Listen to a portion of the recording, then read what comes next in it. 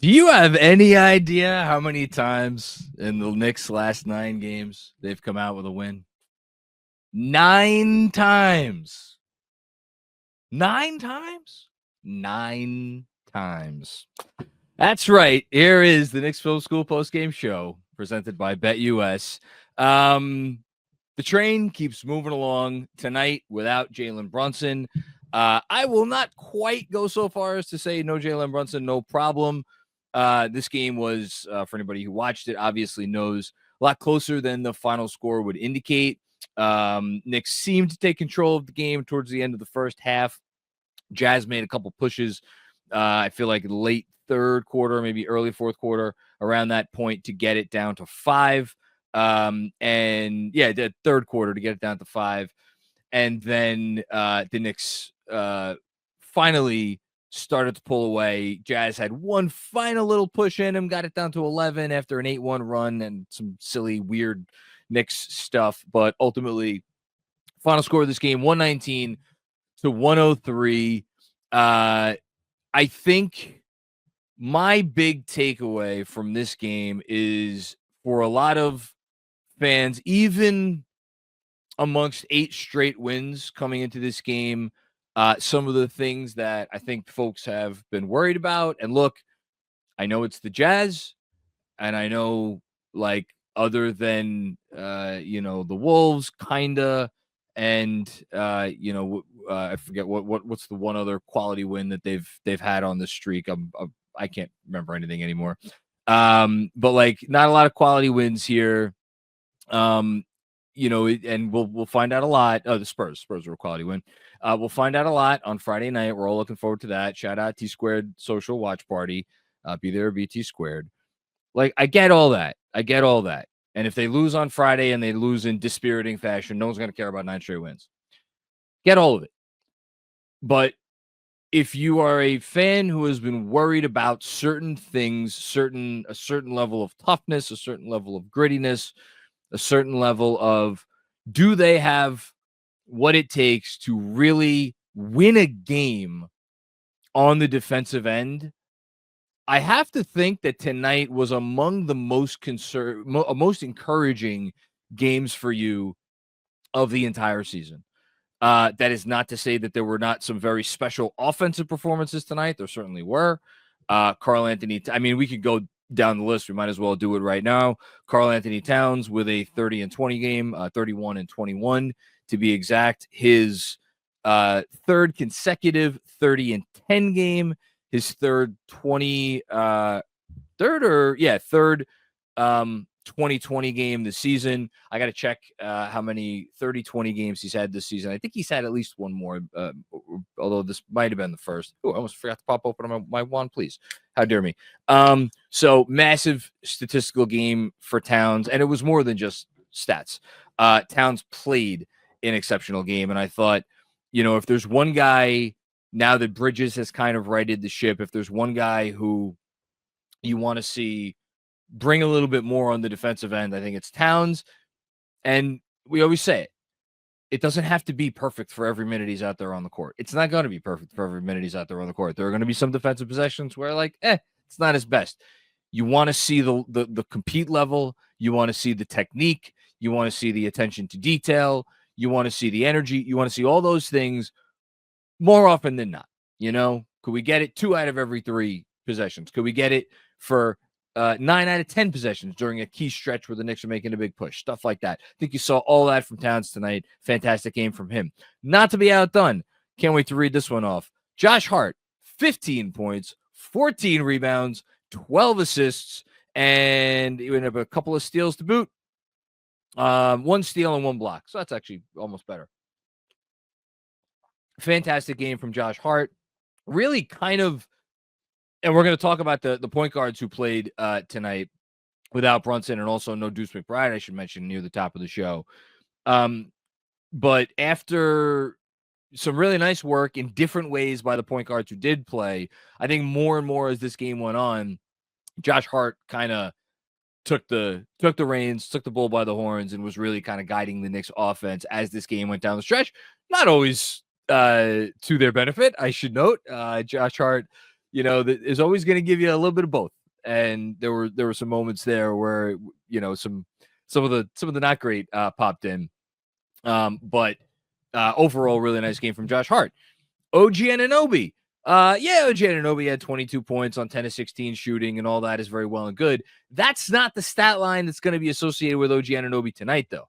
The stat line that is going to be associated with OG Anunoby tonight is 6 for 22, because that was the stat line put forth by Lauri Markkanen, who absolutely murdered the Knicks the last time these two teams played.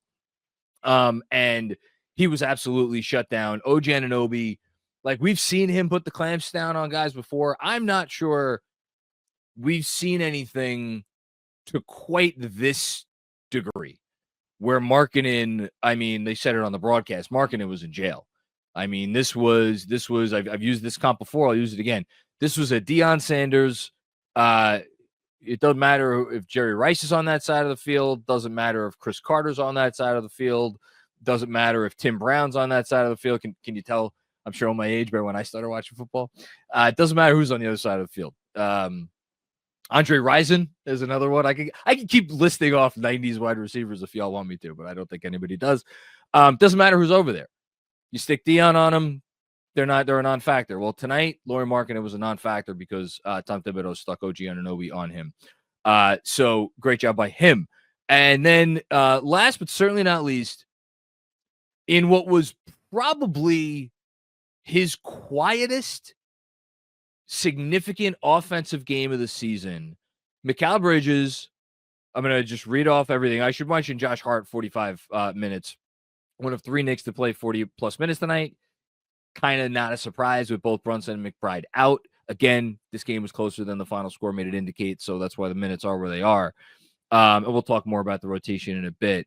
But in 44 minutes, Mikal Bridges had 27 points on 12 of 17 shooting. Benji pointed it out on earlier tonight. Towns takes a while to ease into games. It seems like that's what we've noticed this season. It takes a quarter. Usually that's because Brunson takes the reins in the first quarter. Tonight there was no Brunson. Towns still kind of needed a little time to ease into this game. The Knicks needed someone to be a complement offensively to Towns throughout the evening, but they especially needed it to start this game. And there were some dicey moments in the first quarter. I think the Jazz went up by as many as 10 points. Mikal Bridges started off this game 6 of 8 from the field. He had 14 points, I'm pretty sure, in the first quarter, excuse me. Or maybe it was early in the second quarter. He had 14 points early. I know that. And it was an absolutely necessary offensive performance by Mikal Bridges, even though when it was 34-31, that's when Mikal Bridges was at 14 points on 6 of 8 shooting. So most of it came still quite early. Really important game for Mikal Bridges. Stepped in, wrote about it last week, and I'll say it again. Really turning into the perfect third option for this specific Knicks team, given what they have and what their needs are. I don't know that you're going to find too many realistic third options better than Mikal Bridges. So those were your 4 stars of the night. I don't know how the hell I'm going to do my stars of the game tomorrow. Who is going to get left off that list? That's going to be easily my toughest omission of the season. I have no idea who's not going to get a star, but I'll figure that out later. That said, there were 8 players who played tonight, and the other 4 guys who I haven't mentioned yet, Cameron Payne, Landry Shamet, Tyler Kolek, and Precious Achiuwa, all of them made nice contributions to this win. I haven't seen Benji's grades yet. I would be surprised if anybody got lower than a B tonight. Dare I say maybe does everybody get like at least a B plus? I don't know. Campaign is the one guy who you would say, all right, he only shot 2 of 9 from the field. A couple of looks weren't great. His steals early on in the first quarter, again, talk about first quarter, Knicks came out, weren't hitting threes, Jazz were bombing threes. Those were big. Those got the Knicks back in the game when they were down big early. The second one of those led to a fast break finish and made it 20-18. So nice stuff, even from Campaign. And then Achiuwa, Kolek, and even Landry Shamet. I was surprised Shamet didn't play in the second half. I thought he had some nice minutes in the first half, gave them 11 good minutes. Only hit one shot, but like, again, feisty defense. Precious Achiuwa, they boasted about him on the broadcast. Played 13 minutes tonight, did a lot of, again, hustle, nitty gritty stuff. I think the longer Precious plays, I think the more you see some of his flaws, and like you saw some things tonight where he's just, again, he doesn't have the size. So a lot of times, Utah's offensive rebounding, which is one of two things that helped kept them in the game throughout much of this game, in addition to the 3-point shooting. Some of that's on Precious just not that big, but overall great stuff from him. And then Tyler Kolek. I'm not going to talk too much about Tyler Kolek right now because I have a feeling half of the super chats are going to be about Tyler Kolek. Kolek was outstanding. In no uncertain terms, Kolek was outstanding. For that guy to go and play 40 minutes earlier today in an overtime game in Westchester, and then to come to the big club tonight, only made one field goal, didn't matter. He didn't need to, and it was a pretty field goal, by the way. 4 assists in 12 minutes, and those were legit assists.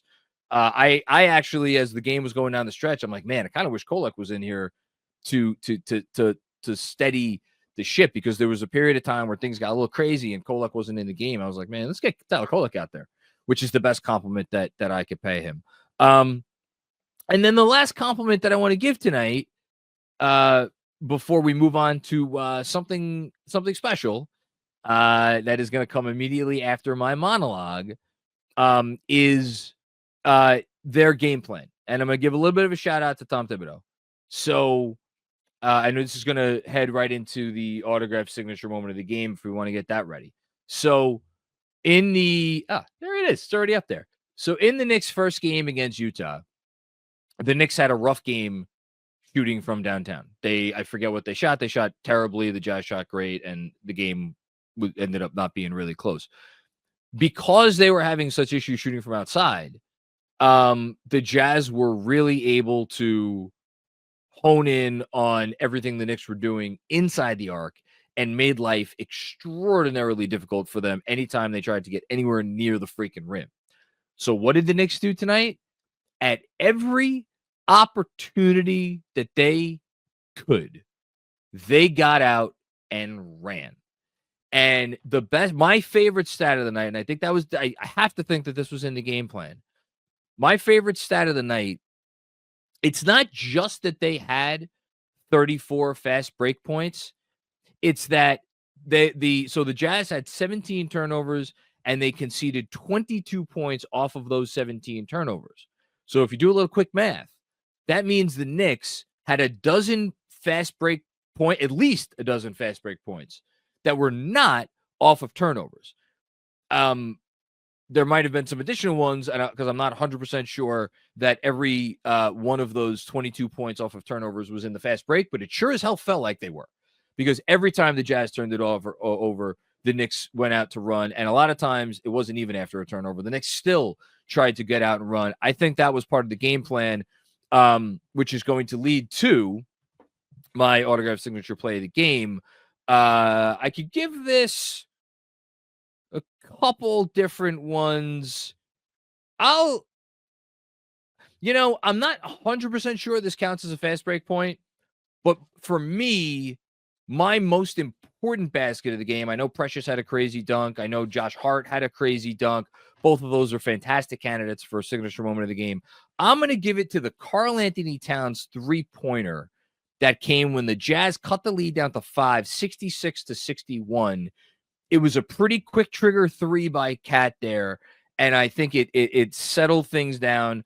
Yes, the Jazz cut the lead down to 5 again shortly thereafter. After that, it was an OG Anunoby 3 that got the lead back up, and then there was this wacky stretch where the lead got down to 4. But I thought the feel of the game in that moment was very uneasy, and something about that Towns 3 felt really meaningful to me. Speaking of dunks, forget about Precious, forget about Hart. Cat's slam might have been the best slam of the game. Man, a lot of highlight plays in this one. A lot of big highlight plays in this one. So great game plan by the Knicks. Great efforts across the board from all of the Knicks. Don't forget, if you don't have the autograph app, go download it. Use code KFS. I was in their chat earlier today before the game talking with fans, which I do periodically. And then you also got my 3x3s that come out at the beginning of every week. So thanks to Autograph. And I think I'm going to wait for the go-ahead from either of the producers that are on the ones and twos tonight. We have both Andrew and Mark in the producing studio. And okay, I could give the go-ahead. So let me try to set the stage for this before we get to the Super Chats. We are coming up on 4 years of post games on YouTube. And us here at Knicks Film School, we've been talking a little bit behind the scenes. Like, we want to do something special to commemorate this. We also want to just kind of commemorate the fact that we've gotten to this place where I feel proud to say that we are one of the go-to hubs for Knicks content for Knicks fans across the world. And also, it's a new year. It's 2025. So what better way to ring in the new year than with a little something special that I guess we're calling the Knicks Film School trailer. This was done completely by our, longtime patron, but now he is one of our producers, Mark Roskus, who whipped this baby up. Oh, there he is. Hello, Mark. I did not bring myself up, just to clear that. Andrew. I'm gonna talk to Mark about his making this video after we're done with the Super Chats tonight. Not for too long, but for a little bit. But sure. Mark, why don't you give the final words before we watch this baby? I made this for all of the fans who come to Knicks Film School, and hopefully all the fans who may see this and decide to click on the subscribe button and continue to build Knicks Film School the way I think it deserves to build up. So I don't want to build up my own video too much before perfectly. You see it. So all right, that's it. That's good enough for me. There he is. So I just want to jump in for a technical question. Mark, do you want to be on screen when we're watching it, or do you want to be off screen when we're watching it? Oh yeah, I'll be off screen. That's completely fine with me. Because the layout, because it's too late to make a layout of 3 people, so we'll go to a 2-shot. I think I'm gonna end up having to watch it with John again. And ladies and gentlemen, this is the official trailer for the Knicks Film School YouTube channel. We've made so many of the comps why this team is so appropriate as New York's team and how they go about their business, and it is so New York. New Yorkers do not take the easy road. We will try to do the thing just to show you that we could do the thing.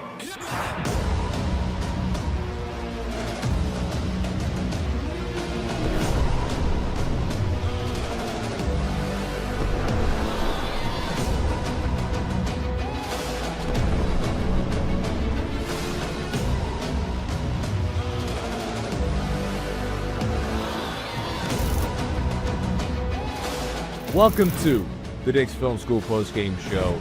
We were on the verge of disaster. Jalen Brunson pulled us out.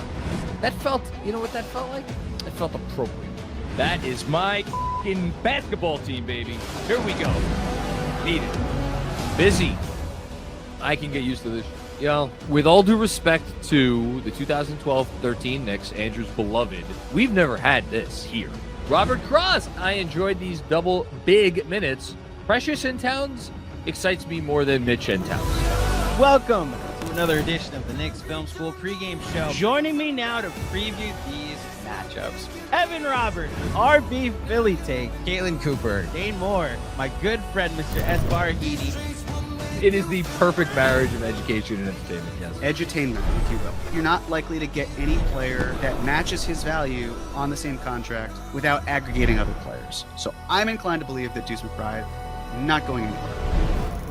Hello, film freaks, and welcome to the Knicks Film School film session. Today we're going to be breaking down OG Anunoby. Look how tight he is to Porter in that window there. And that's going to force Porter to go backdoor. All right, so you've now taken away the option that the Nuggets wanted to get to. And here you're going to get a simple 5-out look. Bridges cuts through. He's taking Connolly with him. Brunson, 45 cut to the rim. And this is what Towns has been doing all season. You're tuned into another episode of the Casual Friday Pod. Tell me, after this past week, what are the Knicks vibes for you like right now? The vibes are great. I mean, how could they not be? It looks like we are live successfully.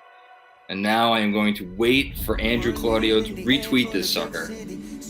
Although, wait a minute, I could retweet it. Hold on. Copy. Here we go, baby.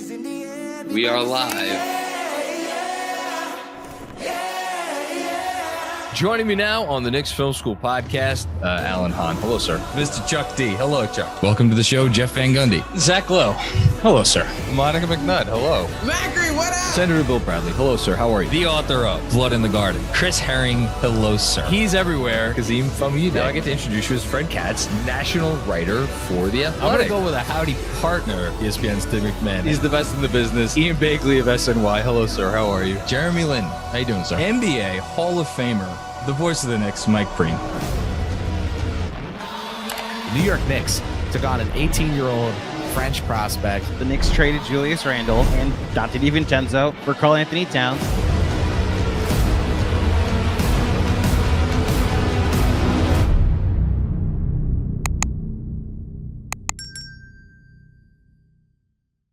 I hope everybody enjoyed that. Take me a second to get my bearings together. Yeah, it's been quite a journey. Mark, that was fucking banging. Bravo, Thanks. sir. Bravo. Thank you, guys. Thank you. I'm so honestly glad that you guys like it and have responded in the way that you did. John, yesterday, when you guys sent me the reaction video, I got to share it with my wife, my son, and my daughter. And it was a very special moment for me that I don't often get as an editor, that I put a lot of work into, a lot of different things that I do. And it was cool that they were old enough, or at least my son, it was old enough to appreciate it, to the point where he goes, I want to do what you do for work, Dad. Oh my God. It was really cool. It was a special moment. So thank you for the kind words throughout the day. Oh my God. They were just great. I mean, it was touching, and I'm beyond happy you guys like it. Like isn't a strong enough word. I have a feeling some other folks are gonna like it too. I hope it does amazing well. stuff. We will chat again later before we get off. Okay. I was just gonna say, that sounds like a great moment. I can't relate to it because I don't have kids, so I have no idea how that felt. Well, But I will say, as an the other editor, day. I know how much work went into that, and it's a job well done, sir. all I want to Thanks. say Good is job. that Thank you. like getting to see the video and then getting to do a live stream now is, I feel like I get to have my cake and eat it too. Yes, Which indeed. is really all of our goals. Mhm. And that should be our joint resolution in 2025. So on that note,